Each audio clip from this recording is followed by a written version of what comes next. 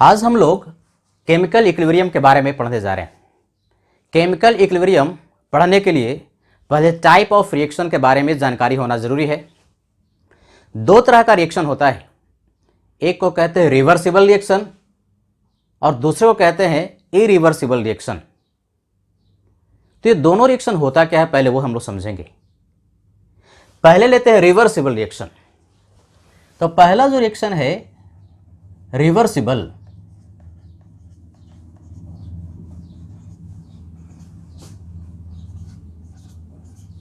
ये क्या होता है? रिवर्सिबल रिएक्शन एक तरह का रिएक्शन है जो कि दोनों ही डायरेक्शन में होता है। क्या मतलब है? एक ऐसा रिएक्शन जो कि फॉरवर्ड भी होता है और बैकवर्ड भी होता है, ऐसे रिएक्शन को हम लोग रिवर्सिबल रिएक्शन के नाम से पुकारते हैं। जैसे अगर मैं कहूं कि रिएक्टेंट ए है और ए का कन्वर्जन बी में हो रहा है, तो साइमल्टेनियसली बी का कन्वर्जन भी ए में हो रहा है। तो एक ऐसा रिएक्शन जो कि फॉरवर्ड डायरेक्शन में भी हो रहा है और बैकवर्ड डायरेक्शन में भी हो रहा है, ऐसे रिएक्शन को हम लोग रिवर्सिबल रिएक्शन के नाम से पुकारते हैं। कैसे रिप्रेजेंट करते हैं भाई? तो देखो, फॉरवर्ड के लिए हाफ एरो है, बैकवर्ड के लिए भी हाफ एरो है। फॉर एग्जाम्पल, जैसे अगर मैं कहूं कि N2 है और H2, N2 और H2 का आपस में रिएक्शन हुआ और इसका कन्वर्जन NH3 में हुआ, तो यह रिएक्शन फॉरवर्ड डायरेक्शन में तो हो ही रहा है, मतलब N2 और H2 आपस में रिएक्ट करेगा, NH3 बनेगा। लेकिन साइमल्टेनियसली NH3 भी डिकम्पोज करेगा और उसका कन्वर्जन N2 और H2 में होगा। तो यह एक ऐसा रिएक्शन हुआ जो कि फॉरवर्ड डायरेक्शन में भी हो रहा, बैकवर्ड में भी हो रहा। तो ऐसे रिएक्शन को हम लोग रिवर्सिबल रिएक्शन के नाम से पुकारते हैं। मतलब the reaction which takes place in both direction is called reversible reaction. दूसरा जो है वो इरिवर्सिबल रिएक्शन है।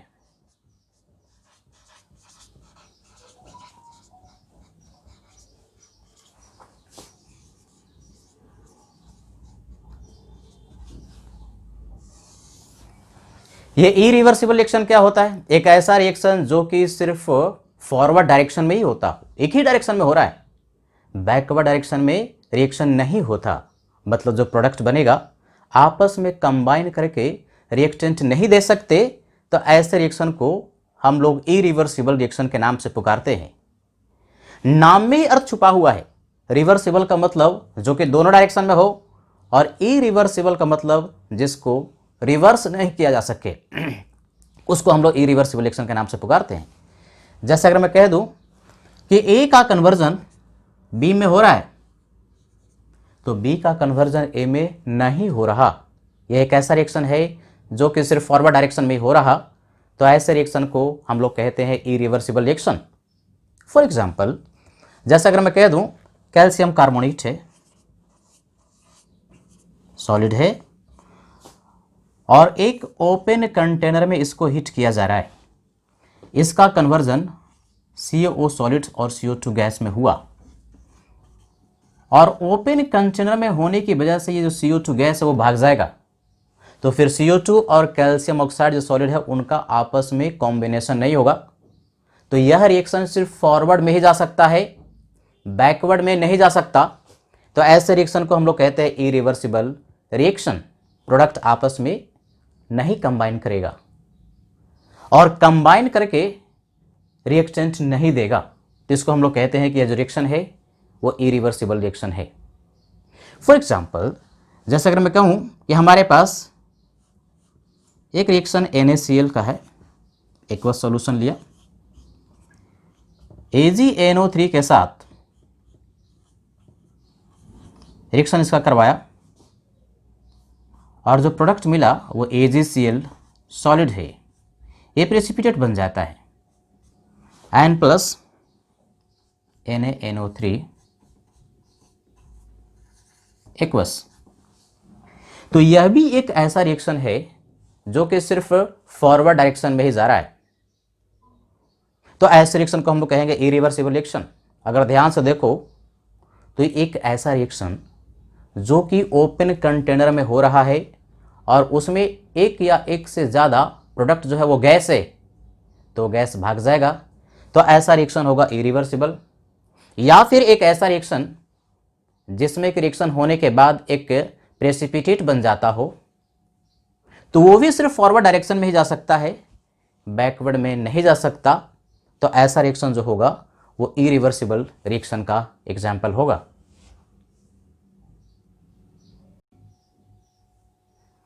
अब ये केमिकल इक्विलिब्रियम क्या होता है? पहली बात, केमिकल इक्विलिब्रियम जो है वो सिर्फ रिवर्सिबल रिएक्शन के लिए ही डिफाइंड है, इरिवर्सिबल रिएक्शन के लिए केमिकल इक्विलिब्रियम डिफाइंड नहीं है। तो रिवर्सिबल रिएक्शन के लिए केमिकल इक्विलिब्रियम क्या होता है भाई? Chemical equilibrium is a state achieved by a reversible reaction at which there is no change in concentration of the reactant और प्रोडक्ट। मतलब रिवर्सिबल रिएक्शन के द्वारा अचीव किया गया वह अवस्था जहां पर कि रिएक्टेंट और प्रोडक्ट का कॉन्सेंट्रेशन कांस्टेंट हो जाता है, तो उसको हम लोग कहते हैं केमिकल इक्विलिब्रियम। एक एग्जाम्पल से समझते हैं कि क्या कहा जा रहा है। जैसे हमने कोई एक एग्जाम्पल लिया, ए का कन्वर्जन बी में हो रहा है और ये एक रिवर्सिबल रिएक्शन है। तो रिवर्सिबल रिएक्शन है तो इसके लिए केमिकल इक्विलिब्रियम एग्जिस्ट करेगा। कहता यह है कि एक स्टेट ऐसा होता है जहां पर कि रिएक्टेंट और प्रोडक्ट का कॉन्सेंट्रेशन कांस्टेंट हो जाता है टाइम के साथ। अब कॉन्सेंट्रेशन ना तो रिएक्टेंट का चेंज करता है और ना तो प्रोडक्ट का चेंज करता है, तो ऐसी अवस्था को हम कहते हैं केमिकल इक्विलिब्रियम। यानी इक्विलिब्रियम पर कॉन्सेंट्रेशन ए का जो होगा at equilibrium it will be constant, और कॉन्सेंट्रेशन बी का भी जो इक्विलिब्रियम पर होगा एक कांस्टेंट क्वांटिटी होगी टाइम के साथ। अब कॉन्सेंट्रेशन न तो रिएक्टेंट का चेंज करेगा और न तो प्रोडक्ट का, तो ऐसी अवस्था को हम लोग कहेंगे कि केमिकल इक्विलिब्रियम अचीव हो गया। ग्राफिकली समझते हैं। जैसे एक्स एक्सिस पर हमने ले लिया टाइम और वाई एक्सिस पर कॉन्सेंट्रेशन लिया, तो टाइम के साथ कॉन्सेंट्रेशन जो है रिएक्टेंट का घटेगा। मान लो इस तरह से कॉन्सेंट्रेशन ए का जो कि रिएक्टेंट है वो टाइम के साथ घट रहा था, और टाइम के साथ जैसे जैसे टाइम ज़्यादा होगा वैसे वैसे कॉन्सेंट्रेशन प्रोडक्ट का बढ़ेगा। तो प्रोडक्ट का कॉन्सेंट्रेशन शुरुआत में 0 था और धीरे धीरे बी का कॉन्सेंट्रेशन बढ़ते बढ़ते बढ़ते बढ़ते बढ़ते बढ़ते बढ़ते कांस्टेंट हो गया। ये कॉन्सेंट्रेशन जहां पर कि ए का भी कांस्टेंट हो गया और कॉन्सेंट्रेशन बी का भी कांस्टेंट हो गया,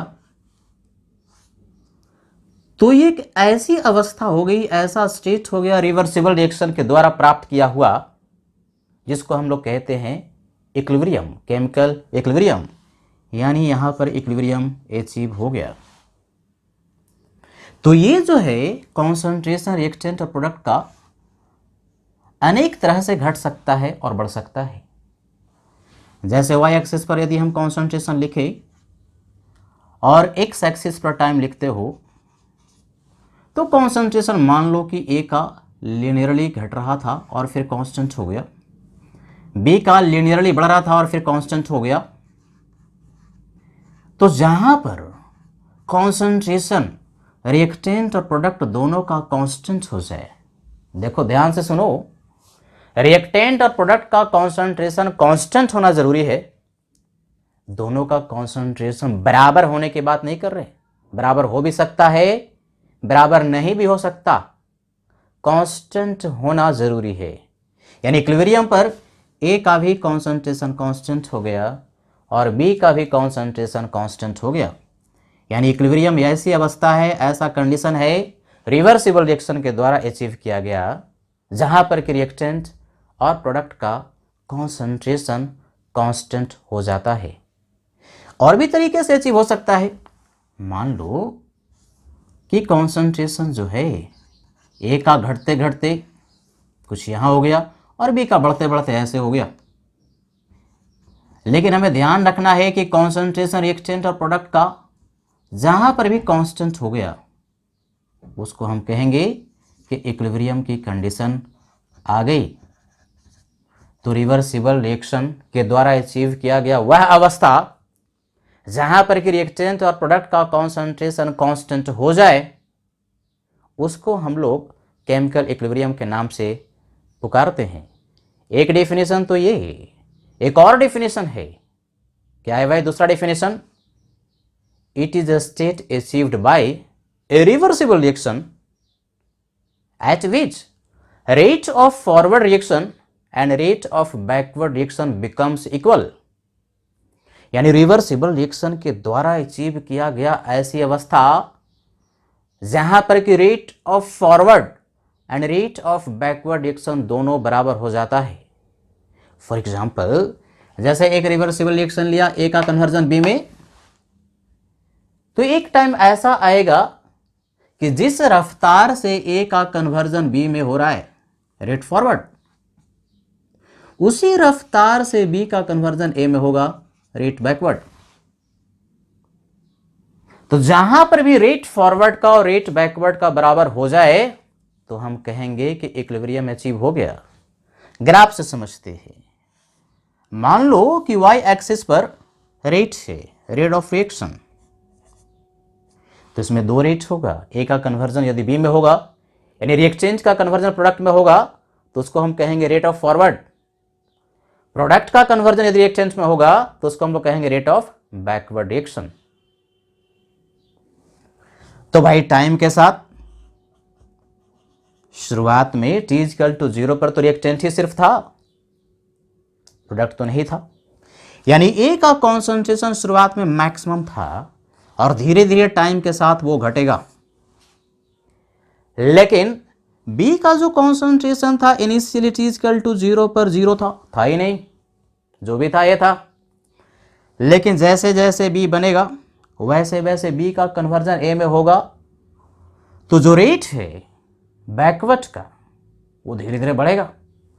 तो रेट फॉरवर्ड का अगर ध्यान से देखो तो रेट फॉरवर्ड का ये धीरे धीरे घट रहा है, क्योंकि अमाउंट ए का घट रहा है, तो ए से कन्वर्जन बी का जो रेट होगा वो भी घटेगा।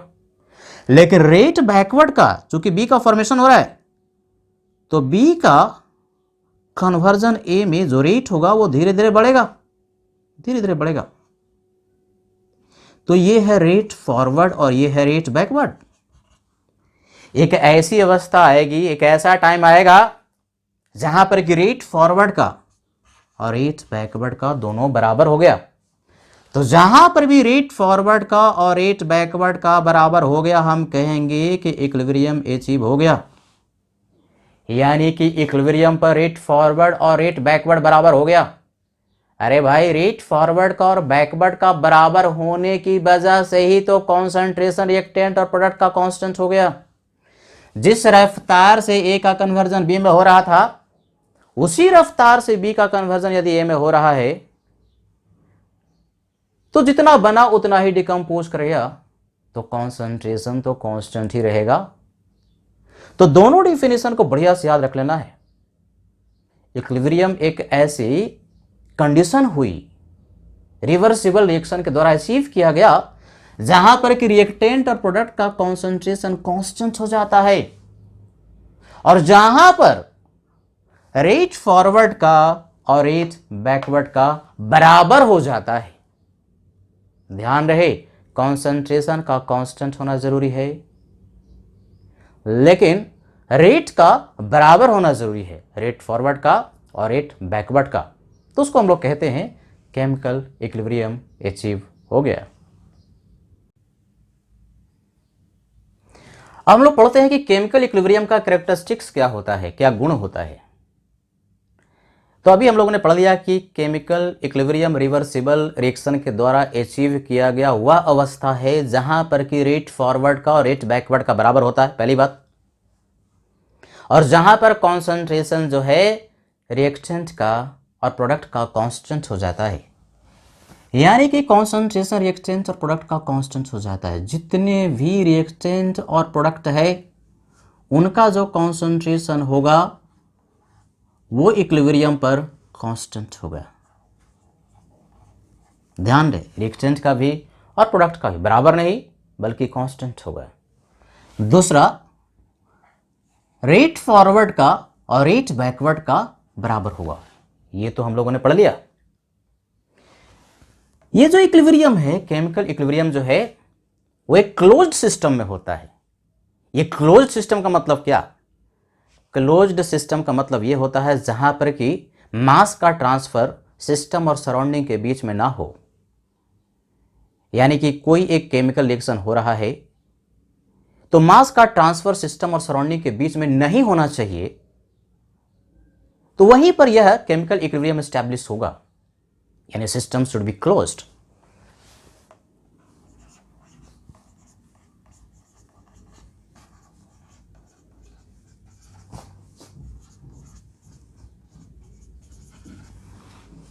तो सिस्टम भाई क्लोज्ड होना चाहिए, मास का ट्रांसफर नहीं होनी चाहिए। ये जो इक्विलिब्रियम है स्टेबल है। ये स्टेबल का मतलब क्या? ये एक ऐसा इक्विलिब्रियम है कि यदि रिएक्शन इक्विलिब्रियम पर हो और उसमें रिएक्शन कंडीशन में कोई आप चेंज लाते हैं तो थोड़ी देर के लिए वो जो इक्विलिब्रियम है डिस्टर्ब हो जाएगा। जैसे मान लो कि ए का कन्वर्जन बी में हो रहा हो और इक्विलिब्रियम पर था और अचानक से आपने इसके रिएक्शन कंडीशन में चेंज लाया। क्या चेंज कर सकते हो? या तो रिएक्टेंट को ऐड कर दिया, या तो प्रोडक्ट को कुछ अमाउंट ऐड कर दिया, या रिएक्टेंट का अमाउंट थोड़ा सा निकाल लिया, प्रोडक्ट का अमाउंट थोड़ा सा निकाल लिया, या टेम्परेचर चेंज कर दिया, वॉल्यूम चेंज कर दिया, प्रेशर चेंज कर दिया अगर गैस है तो ऐसे केस में थोड़ी देर के लिए इक्विलिब्रियम डिस्टर्ब होगा, लेकिन पुनः एक नया इक्विलिब्रियम एस्टैब्लिश हो जाएगा। Soon a new equilibrium is established. तो ऐसा इक्विलिब्रियम जिसके रिएक्शन कंडीशन में यदि हम चेंज लाएं लेकिन फिर से एक नया इक्विलिब्रियम जल्दी ही अचीव हो जाए तो ऐसे इक्विलिब्रियम को हम कहते हैं स्टेबल। तो हमारा जो इक्विलिब्रियम है वह स्टेबल इक्विलिब्रियम है। ये जो इक्विलिब्रियम है डायनेमिक है।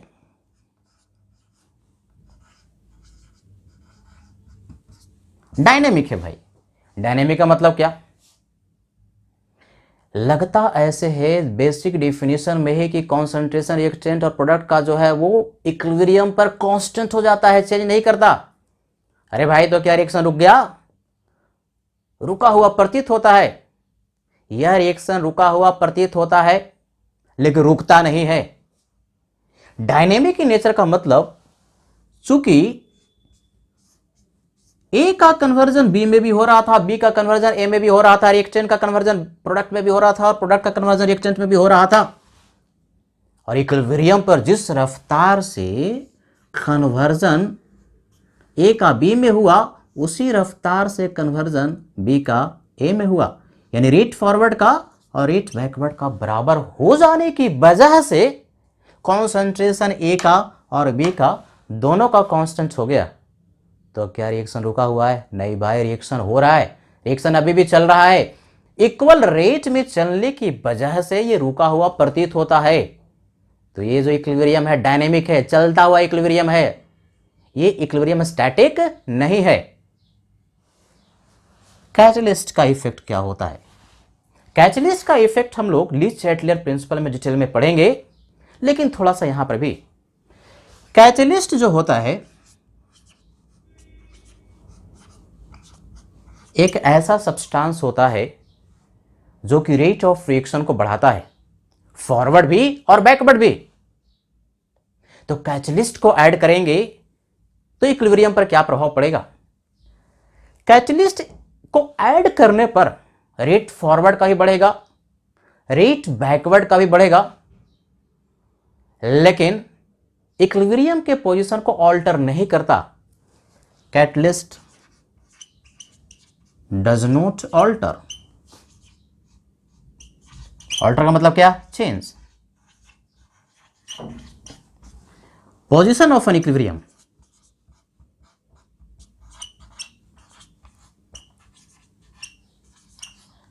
अब इसका मतलब क्या? जैसे अगर मैं कह दूं कि एक रिएक्शन ए का कन्वर्जन बी में हो रहा है और कैटलिस्ट यदि नहीं होता और ए का कॉन्सेंट्रेशन इक्विलिब्रियम पर 2 मोलर होता और बी का 3 मोलर होता,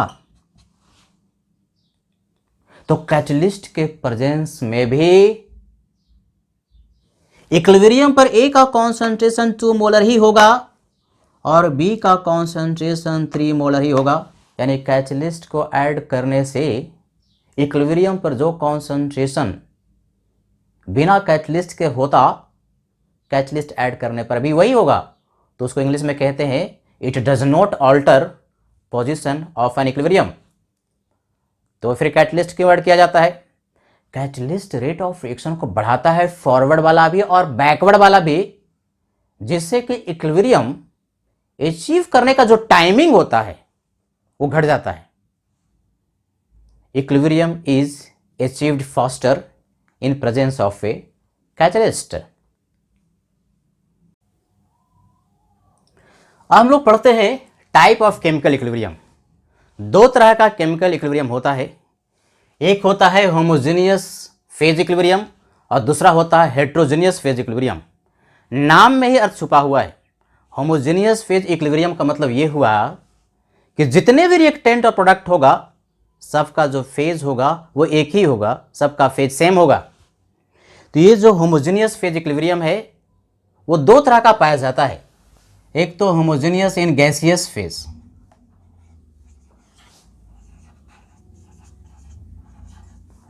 होमोजेनियस इन गैसियस फेज। जैसे एग्जाम्पल समझते हैं, N2 है, गैस है, H2 के साथ इसका रिएक्शन हुआ और NH3 गैस दिया। तो इसमें जितने भी रिएक्टेंट और प्रोडक्ट हैं सबका सब गैसियस स्टेट में है, तो इसको बोलेंगे homogeneous in gaseous phase equilibrium. Similarly होता है in liquid solution phase, homogeneous in liquid solution phase.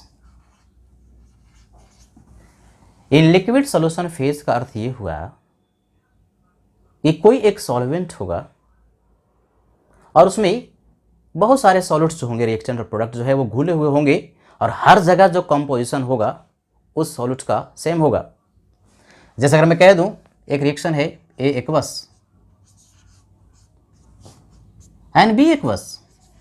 Aqueous का मतलब सॉल्वेंट वाटर है और ए और बी दो रिएक्टेंट है, इस तरह से घुले हुए हैं कि हर जगह ए और बी का कंपोजिशन बराबर है और इसका कन्वर्जन सी एक्वस और डी एक्वस में इस तरह से कुछ हुआ। ये सब स्टोइकियोमेट्रिक कोएफिशिएंट है। तो इसको हम लोग बोलेंगे होमोजेनियस ही है इन लिक्विड सॉल्यूशन फेज। तो पहला है होमोजेनियस फेज इक्विलिब्रियम, दूसरा है हेट्रोजेनियस फेज इक्विलिब्रियम।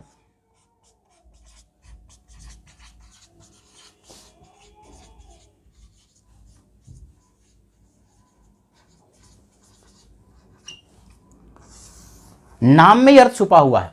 हेट्रो का मतलब क्या? डिफरेंट, यानी यहां पर जो स्पेसिस होंगे रिएक्टेंट्स और product at least 2 different phases में होंगे, यानी एक से ज्यादा फेज होगा। जैसे कि एग्जांपल समझते हैं, कैल्शियम कार्बोनेट है सॉलिड, एक रिएक्शन हुआ CaO सॉलिड और CO2 गैस में प्रोडक्ट मिला। अगर आप ध्यान से देखें तो इसमें सॉलिड भी है, गैस भी है, तो डिफरेंट फेज इसमें प्रेजेंट है। तो इस तरह के रिएक्शन को हम लोग कहते हैं हेट्रोजेनियस फेज इक्विलिब्रियम। अगर एक रिएक्शन लिया जिसमें कि NH4HS जो है सॉलिड है और इसका कन्वर्जन NH3 गैस में हुआ और H2S गैस में हुआ, तो ध्यान से देखो गैस भी है, सॉलिड भी है, तो इसको हम लोग कहेंगे हेट्रोजेनियस फेज इक्विलिब्रियम है। यानी हेट्रोजीनियस फेज इक्विलिब्रियम के लिए कम से कम 2 डिफरेंट फेज का होना जरूरी है, 2 से ज्यादा भी हो सकता है। यहां पर एक बात ध्यान से सुन लेना है, और खास करके IIT एस्पिरेंट्स जो है ये क्वेश्चन पूछता भी है। कोई एक रिएक्शन दे देगा और उससे पूछेगा कि नंबर ऑफ फेज कितने हैं। जैसे इस क्वेश्चन में पहला वाला एग्जांपल में कैल्शियम कार्बोनेट का कन्वर्जन, जिसमें कैल्शियम ऑक्साइड सॉलिड और CO2 गैस में हो रहा था, नंबर ऑफ फेज कितने हैं? तो देखने पर लगता है कि 2 ही फेज है भाई, एक है सॉलिड और दूसरा है गैस। ये तो फिजिकल स्टेट हुआ। फिजिकल स्टेट 2 है, 2 स्पेसिस सॉलिड में है जिनका कि फिजिकल स्टेट सॉलिड है, और एक स्पेसिस का फिजिकल स्टेट गैस है। फेज जो होता है वो हमेशा ही होमोजीनियस है। एक फेज कह दिया तो वो बिल्कुल होमोजीनियस होगा, हर जगह कंपोजिशन सेम होगा। अब ये जो 2 अलग अलग सॉलिड है, इनका फिजिकल स्टेट तो दोनों का सॉलिड है, लेकिन फेज सेम नहीं है। याद रखना, 2 different solids constitute different phase. 2 अलग सॉलिड का फेज अलग अलग होता है। तो ये 2 अलग अलग सॉलिड है, कैल्शियम कार्बोनेट भी सॉलिड है, कैल्शियम ऑक्साइड भी सॉलिड है। तो ये एक फेज हुआ, ये 2 फेज हुआ। एक फेज नहीं बल्कि 2 फेज है दोनों मिलकर के, और एक गैस, तो ये 3 फेज हुआ। इसमें नंबर ऑफ फेज जो है वो 3 है।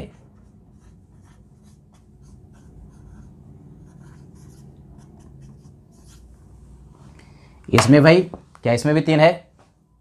ये तो सॉलिड है और ये दोनों गैस है। ध्यान रखना, गैसियस मिक्सचर जो होता है, कभी भी गैस को आपस में मिलाएंगे तो वो होमोजीनियस ही होता है, कभी भी हेट्रोजीनियस नहीं होता। Gaseous mixture is always a homogeneous. इसका मतलब क्या? जितने भी गैस को आपस में मिलाओगे वो एक ही फेज होगा, 2 फेज नहीं होगा। तो ये दोनों मिलकर के गैसियस फेज बना, एक ही फेज है। ये तीनों मिल करके एक ही फेज है, गैसियस फेज है। गैस का मिक्सचर हमेशा ही एक ही फेज होता है। तो एक फेज ये गैस का और एक सॉलिड अकेला है, तो नंबर ऑफ फेज कितना हो गया? इन दोनों को मिला करके 1 और ये 1, तो नंबर ऑफ फेज यहां पर 2 हुए।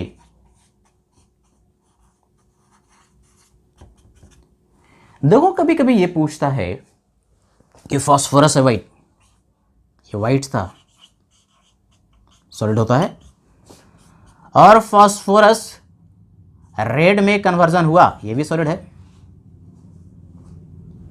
दोनों का फिजिकल स्टेट सॉलिड है, 2 एलोट्रॉप्स है ये बेसिकली फास्फोरस के। तो क्या ये फेज चेंज का एग्जाम्पल है? बिल्कुल है। कुछ स्टूडेंट कहेंगे ये फेज चेंज नहीं हो रहा, अरे भाई दोनों तो सॉलिड रह गया। नहीं, 2 डिफरेंट सॉलिड्स हैं, 2 अलग अलग सॉलिड का फेज अलग अलग होता है। 2 डिफरेंट सॉलिड्स कॉन्स्टिट्यूट मतलब बनाता है डिफरेंट फेज।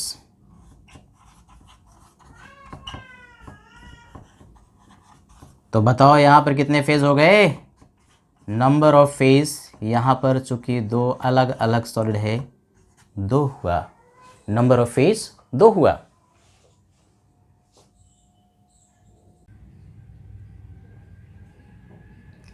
आज हम लोग केमिकल इक्विलिब्रियम में लॉ ऑफ मास एक्शन के बारे में पढ़ते हैं। ये एक थ्योरी है, एक कॉन्सेप्ट है जो कि दिया गया था गुल्डबर्ग एंड वागे साहब के द्वारा। तो चलो भाई इस थ्योरी को हम लोग समझते हैं।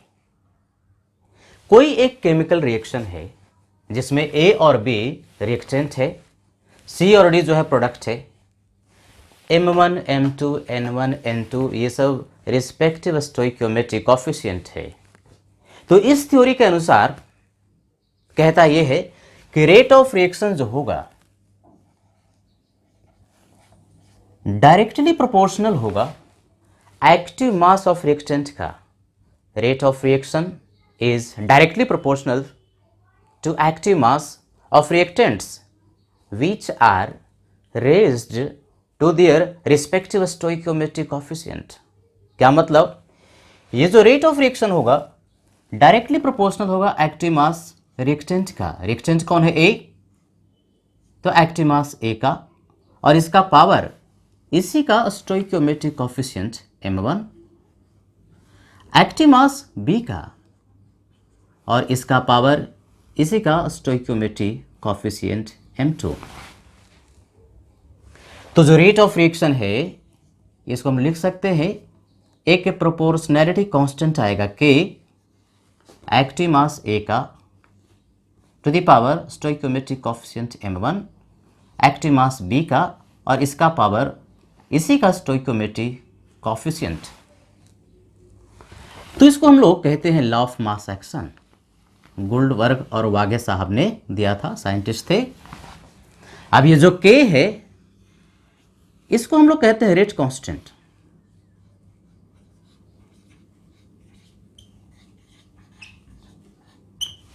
या फिर वेलोसिटी कांस्टेंट,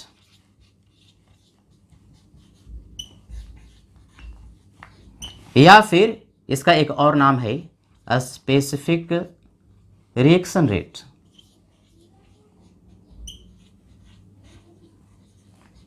सबसे ज़्यादा जो रेट कांस्टेंट के लिए हम लोग वर्ड इस्तेमाल करेंगे वो होगा रेट कांस्टेंट के लिए जो वर्ड इस्तेमाल करेंगे, जो डेफिनेशन इस्तेमाल करेंगे उसको हम लोग कहेंगे रेट कांस्टेंट।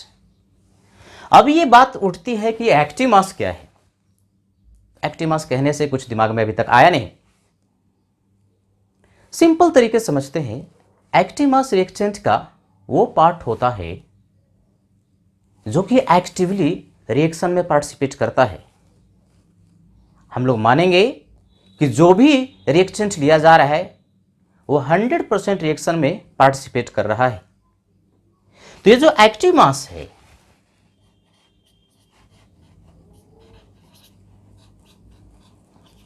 यहां पर 3 तरह का लिया जाएगा, 3 वैरायटी में पाया जाता है। एक्टिव मास जो है वो हो सकता है मोलर कॉन्सेंट्रेशन,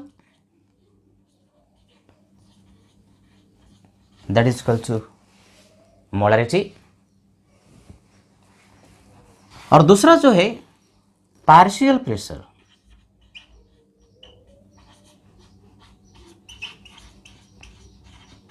और तीसरा मोल फ्रैक्शन।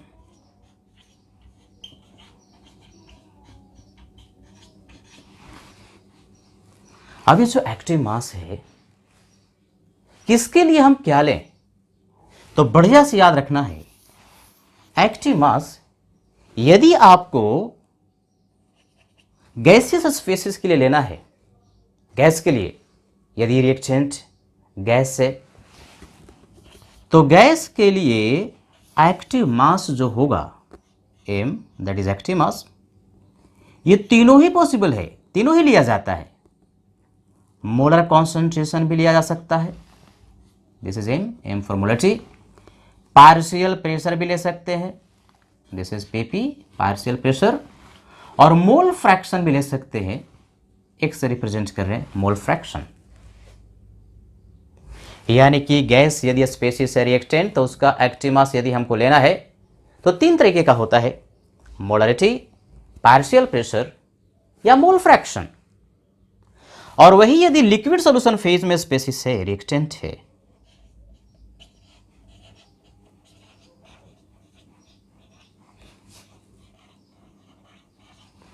तो लिक्विड सॉल्यूशन फेज के लिए प्रेशर तो हो ही नहीं सकता ना। तो यहां पर जो एक्टिव मास लिया जाएगा वो 2 तरह का होगा, एक तो मोलर कॉन्सेंट्रेशन जिसको हम लोग मोलरिटी कह रहे हैं, और दूसरा मोल फ्रैक्शन। तीसरा केस होता है यदि प्योर सॉलिड हो और प्योर लिक्विड हो। प्योर सॉलिड और प्योर लिक्विड का एक्टिव मास कांस्टेंट होता है। जैसे प्योर वाटर लिया और इसका एक्टिव मास मोलरिटी की बात करें तो 55.56 मोलर होता है, कांस्टेंट एक क्वांटिटी होती है। कोई भी एक प्योर सॉलिड लिया तो उसका एक्टिव मास कांस्टेंट होगा, या प्योर लिक्विड लिया तो एक्टिव मास कांस्टेंट होगा। तो इसके लिए एक्टिव मास जो होता है प्योर लिक्विड और प्योर सॉलिड के लिए एक्टिव मास कांस्टेंट होता है और इस कांस्टेंट को हम लोग यूनिटी लेते हैं। यूनिटी अर्थात यदि रिएक्शन में प्योर सॉलिड और प्योर लिक्विड है तो उसका एक्टिव मास कांस्टेंट होगा और उसका न्यूमेरिकल वैल्यू हम लोग 1 के बराबर ले लेंगे। तो यह हुआ एक्टिव मास का कॉन्सेप्ट। अब एक्टिव मास का कॉन्सेप्ट भी यदि हम लोगों ने सीख लिया तो हम लोग सीखेंगे कि इक्विलिब्रियम कांस्टेंट क्या होता है।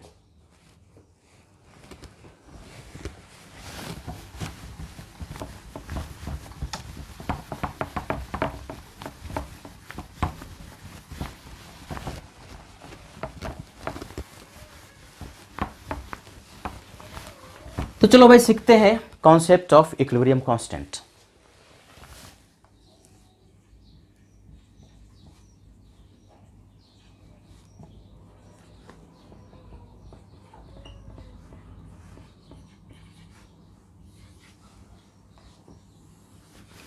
कोई एक रिवर्सिबल रिएक्शन लेते हैं।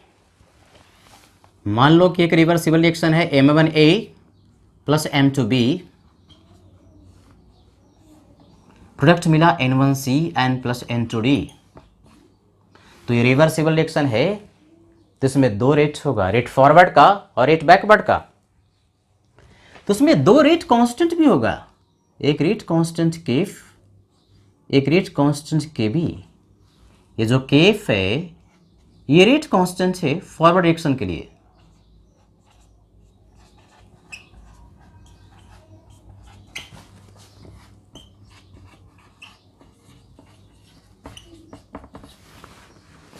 और जो केबी है ये भी रेट कांस्टेंट है फॉर बैकवर्ड रिएक्शन।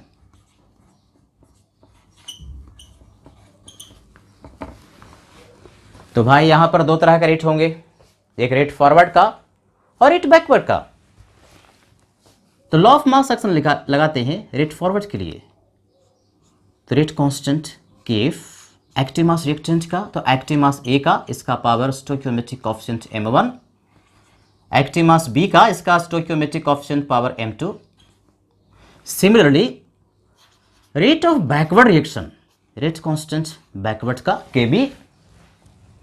और जब रिएक्शन बैकवर्ड में जा रहा है तो यहां पर रिएक्टेंट जो होगा बैकवर्ड रिएक्शन के लिए C और D होगा। तो एक्टिव मास C का stoichiometric coefficient N1, active mass D का और इसका स्टोइकियोमेट्रिक कोएफिशिएंट जो कि पावर में जाएगा N2। तो रेट फॉरवर्ड और रेट बैकवर्ड हमने लिख दिया। हम लोगों ने पढ़ा है कि इक्विलिब्रियम की कंडीशन वह कंडीशन होता है जहां पर कि रेट फॉरवर्ड का और रेट बैकवर्ड का बराबर हो जाता है। अर्थात एट इक्विलिब्रियम की अगर हम बात करें तो रेट फॉरवर्ड का और रेट बैकवर्ड का बराबर हो जाएगा। भाई तो ऐसे केस में रेट फॉरवर्ड और रेट बैकवर्ड का यदि आप बराबर करेंगे तो यहां पर केफ अपॉन केबी का एक वैल्यू आ जाएगा। एक्टिव मास ऊपर में प्रोडक्ट का, एक्टिव मास ऑफ C इसका power N1, active mass D इसका power N2, active mass reactant का नीचे में इसका power M1, active mass B और इसका पावर M2।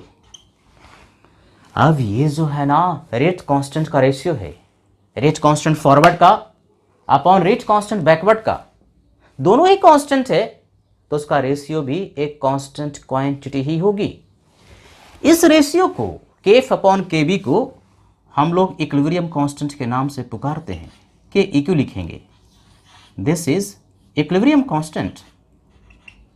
यानी हम लोगों ने पढ़ा कि कोई एक रिवर्सिबल रिएक्शन है तो उसके लिए एक्टिव मास प्रोडक्ट का ऊपर में लिखो और एक्टिव मास रिएक्टेंट का नीचे में रखो, ध्यान में रखते हुए कि जो भी एक्टिव मास आप लिख रहे हैं उसका पावर उसी का रिस्पेक्टिव स्टोइकियोमेट्रिक कोएफिशिएंट भी होगा। तो जो रेशियो कहलाएगा उसको हम लोग इक्विलिब्रियम कांस्टेंट के नाम से पुकारते हैं। अब यहां बात ये उठती है कि एक्टिव मास का तो हम लोगों ने तीन वैरायटी पढ़ा, मोलरिटी, पार्शियल प्रेशर और मोल फ्रैक्शन। यानी एक्टिव मास अगर हम तीनों को लिखें तो उस इक्विलिब्रियम कांस्टेंट को भी हम तीन तरीके से लिख सकते हैं। यानी बेसिकली ये जो इक्विलिब्रियम कांस्टेंट हमने लिखा, इसका 3 वेराइटी हो जाएगा। क्या क्या भाई? यदि एक्टिव मास आप मोलरिटी, मोलर कॉन्सेंट्रेशन लेते हैं, तो उस इक्विलिब्रियम कांस्टेंट को हम लोग कहेंगे Kc। यदि एक्टिव मास गैसियस स्पेसिस है, रिएक्टेंट या प्रोडक्ट, और एक्टिव मास पार्शियल प्रेशर लेते हो, तो उस इक्विलिब्रियम कांस्टेंट को हम लोग कहेंगे Kp। और यदि एक्टिव मास मोल फ्रैक्शन के रूप में लिखते हो, तो उस इक्विलिब्रियम कांस्टेंट को हम लोग कहेंगे Kx। यानी Kc में जो एक्टिव मास होगा वो क्या होगा? Molar concentration, molarity. Kp में जो एक्टिव मास होगा वो क्या होगा? पार्शियल प्रेशर होगा। और पार्शियल प्रेशर किसके लिए? गैस के लिए। और Kx यदि आप लिखते हैं, तो Kx में जो एक्टिव मास होगा वो होगा मोल फ्रैक्शन। यानी इक्विलिब्रियम कांस्टेंट जो है 3 तरीके का पाया जाएगा। डिपेंड करता है कि एक्टिव मास आप किसके रिस्पेक्ट में लिख रहे हो। मोलरिटी के रिस्पेक्ट में लिखा तो Kc कहेंगे। C का मतलब कॉन्सेंट्रेशन, K का मतलब कांस्टेंट, K का मतलब कांस्टेंट, P का मतलब पार्शियल प्रेशर। यानी एक्टिव मास यदि आप पार्शियल प्रेशर के रिस्पेक्ट में लिखते हैं, तो उस इक्विलिब्रियम कांस्टेंट को हम लोग Kp कहेंगे। और यदि वही एक्टिव मास मोल फ्रैक्शन के रूप में लिखते हो, तो उसको हम लोग Kx के नाम से पुकारेंगे। अब ये जो इक्विलिब्रियम कांस्टेंट आपने Kc, Kp और Kx लिखा, यहां पर जो थोड़ी सी जानकारी आपको मिली, इसमें कुछ इंपॉर्टेंट पॉइंट ध्यान देना है। ये जो Kc, Kp और Kx आप लिखते हैं, उनके एक्सप्रेशन में ध्यान रहे, Kp हो, Kc हो या Kx हो, या तो प्योर सॉलिड या प्योर लिक्विड को, चाहे रिएक्टेंट हो या प्रोडक्ट हो, इन तीनों के एक्सप्रेशन में नहीं लिखेंगे। या लिखना भी हो तो 1 लिखेंगे, प्योर सॉलिड और प्योर लिक्विड का एक्टिव मास 1 होता है। कैसे पता चलेगा रिएक्शन में कि प्योर सॉलिड है प्योर लिक्विड है? लिखा रहेगा। अगर प्योर लिक्विड है तो L लिखा रहेगा, और अगर प्योर सॉलिड है तो S लिखा रहेगा रिएक्टेंट या प्रोडक्ट के जस्ट आगे में। तो पहला पॉइंट हम लोग ये सीख रहे हैं कि यदि प्योर लिक्विड और प्योर सॉलिड हो, तो Kc, Kp या Kx के एक्सप्रेशन में नहीं आता। Pure liquid and pure solid do not appear in Kc, Kp और Kx एक्सप्रेशन, है कि नहीं? Kc, Kp और Kx लिखना हो तो प्योर सॉलिड और प्योर लिक्विड को या तो नहीं लिखेंगे, या ध्यान से सुनो फिर से, लिखने का मन करे तो 1 लिखेंगे, यूनिटी लिखेंगे। दूसरा पॉइंट, किसी भी रिएक्शन में Kp एग्जिस्ट करे, Kp होने के लिए, यानी Kp एग्जिस्ट करे, इसके लिए कम से कम रिएक्टेंट या प्रोडक्ट में एक गैसियस स्पेसिस का होना जरूरी है। रिएक्शन में कम से कम होने के लिए एक स्पेसिस, वह स्पेसिस क्या होगा? या तो रिएक्टेंट हो सकता है या तो प्रोडक्ट हो सकता है। एक स्पेसिस का गैस में होना जरूरी है, में होना जरूरी है, तभी आप Kp लिख सकते हैं। और Kp लिखने के लिए एक या एक से ज्यादा का गैस में होना जरूरी है, साथ ही किसी भी स्पेसिस का लिक्विड सॉल्यूशन फेज में नहीं होना चाहिए, तभी हम Kp लिख सकते हैं। समझते हैं कुछ एग्जांपल से।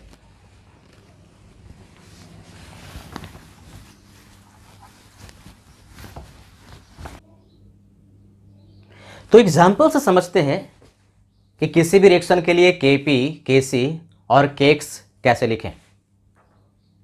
केपी और केसी बड़ा महत्वपूर्ण है। मैक्सिमम एग्जाम में केपी और केसी से ही क्वेश्चन पूछता है, या मैक्सिमम बुक्स में जहां पर भी आप पढ़ोगे वहां पर न्यूमेरिकल भी जो होता है वो केपी और केसी से ही होता है। तो केपी और केसी पर खास ख्याल रखना है। तो केपी और केसी और केक्स कैसी भी रिएक्शन के लिए कैसे लिखें, कुछ एग्जाम्पल समझते हैं। पहला एग्जाम्पल लिया भाई, मान लो कि एक रिएक्शन है N2 गैस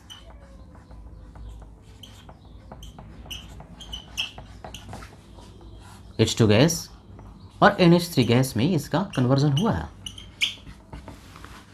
सारे ही स्पेसिस गैसियस स्टेट में है, homogeneous phase equilibrium in gaseous phase है। तो क्या इसके लिए केसी लिख सकते हैं? बिल्कुल लिख सकते हैं। केसी का मतलब एक्टिव मास को आपको यहां पर जो रखना है वो कॉन्सेंट्रेशन के रिस्पेक्ट में रखना है। मोलरिटी, मोलर कॉन्सेंट्रेशन होना चाहिए, ऊपर में प्रोडक्ट का और नीचे में रिएक्टेंट का।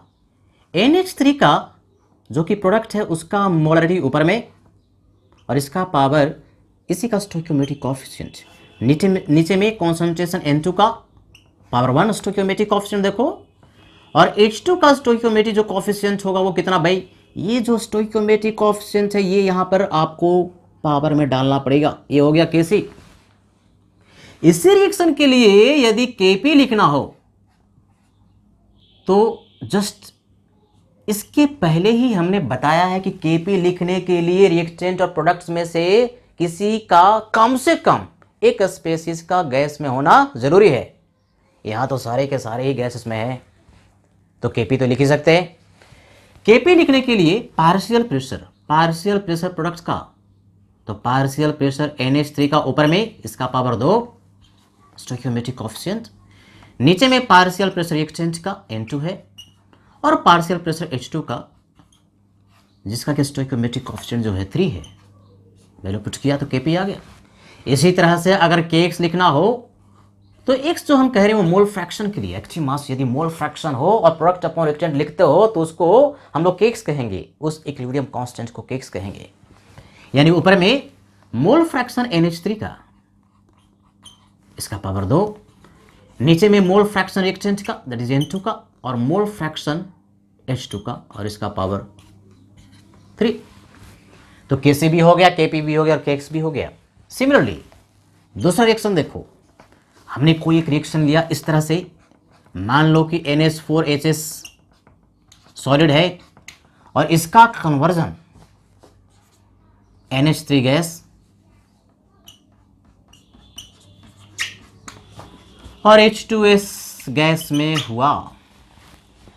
केपी लिख सकते हैं, केसी लिख सकते हैं। सोचते हैं भाई, पहले केसी की बात करते हैं। केसी के लिए क्या, प्रोडक्ट का कॉन्सेंट्रेशन, मोलर कॉन्सेंट्रेशन ऊपर में, प्रोडक्ट कौन है NH3 और H2S है क्या, गैस। तो गैस के लिए मोलरिटी होता है, तो NH3 का मोलरिटी ऊपर में, इसका स्टोइकियोमेट्रिक कोएफिशिएंट 1 पावर 1, H2S का स्टोइकियोमेट्रिक कोएफिशिएंट भी 1 है तो इसका भी पावर 1। मोलरिटी लिख दिया ऊपर में प्रोडक्ट का, और नीचे में रिएक्टेंट। रिएक्टेंट में क्या है, सॉलिड। क्या सिखाया था, किसी भी रिएक्टेंट या प्रोडक्ट के आगे में S लिखा रहे या L लिखा रहे तो प्योर सॉलिड या प्योर लिक्विड होगा। प्योर सॉलिड और प्योर लिक्विड का एक्टिव मास 1 लेना है। तो या तो केसी, केपी और केक्स के एक्सप्रेशन में प्योर सॉलिड और प्योर लिक्विड को नहीं लिखेंगे, या लिखना भी हो तो 1 लिखेंगे। तो चलो नहीं लिखते। तो ये केसी हो गया, इसको हमें नहीं लिखना, लिखने का मन भी होता तो नीचे में हम 1 लिखते हैं। सिमिलरली केपी, केपी का मतलब एक्टिव मास पार्शियल प्रेशर के रिस्पेक्ट में रखना है। तो पार्शियल प्रेशर NH3 का multiplied by partial pressure H2S का एंड डिवाइड बाई, क्या इसको हम लिखें, प्योर सॉलिड है, या तो नहीं लिखेंगे या लिखना चाहते हैं तो उसका एक्टिव मास 1 लिखेंगे। तो 1 से डिवाइड करो या नहीं करो, बात तो वही रह जाएगी। तो केपी भी हो गया, केक्स भी इसी तरह से लिख सकते हैं, ऊपर में मोल फ्रैक्शन प्रोडक्ट का और नीचे में रिएक्टेंट का। एक और एग्जांपल लेते हैं। जैसे एक रिएक्शन हमने लिया कुछ इस तरह से, CuSO4 सॉलिड है, plus 5H2O gas, CuSO4.5H2O solid. एक रिएक्शन है। केसी कैसे लिखेंगे भाई? केसी लिखने के लिए ऊपर में प्रोडक्ट का कॉन्सेंट्रेशन प्योर सॉलिड है, कैसे पता चला? इस लिखा तो प्योर सॉलिड को या तो नहीं लिखेंगे या फिर उसका एक्टिव मास 1 लिखेंगे। अब चूंकि ऊपर में है लिखना तो पड़ेगा ना, तो 1 लिखेंगे, active mass 1 and divide by CuSO4 का एक्टिव मास 1, तो या तो नहीं लिखेंगे या लिखने का मन करे तो 1 लिखेंगे। नीचे में कॉन्सेंट्रेशन H2O का, ये तो होगा ही होगा, और इसका पावर 5। Kp लिख सकते हैं क्या? बिल्कुल, Kp भी इस तरह से, ऊपर में 1 एक्टिव मास प्योर सॉलिड का, या तो नहीं लिखेंगे, लिखने का मन करेगा तो 1 लिखेंगे, और नीचे में पार्शियल प्रेशर गैस का H2O का, और इसका पावर 5। इसी तरह से कुछ एक ऐसा रिएक्शन भी हो जिसमें कि प्योर सॉलिड भी हो, कुछ स्पेसिस गैसेस स्टेट में भी हो, और लिक्विड सॉल्यूशन फेज भी हो। जैसे मान लो कि एक रिएक्शन है H2 gas plus Cu+2 aqueous 2H plus aqueous एन प्लस Cu सॉलिड। अब देखो इस रिएक्शन में ना प्योर सॉलिड भी है, लिक्विड सॉल्यूशन फेज भी है, और गैस भी है।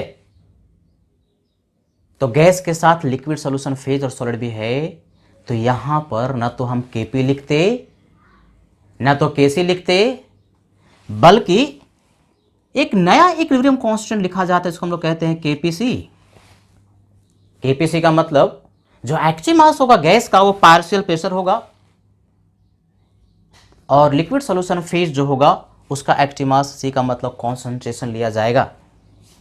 तो Kpc लिखेंगे, H प्लस एक्वस है, लिक्विड सॉल्यूशन फेज है, तो H प्लस के मोलारिटी और इसका पावर 2, प्योर सॉलिड है, या तो नहीं लिखेंगे या लिखने का मन करे तो एक्टिव मास 1 लिखेंगे, डिवाइड बाय, देखो ये गैस है तो गैस के लिए पार्शियल प्रेशर H2 का, इसका पावर 1, एंड Cu+2 फिर से लिक्विड सॉल्यूशन फेज में है, तो Cu+2 का कॉन्सेंट्रेशन, तो इसको हम लोग ना तो Kp कहते ना तो Kc कहते, बल्कि Kpc कहते हैं। इसका इस्तेमाल हम लोग पढ़ेंगे इलेक्ट्रोकेमिस्ट्री में।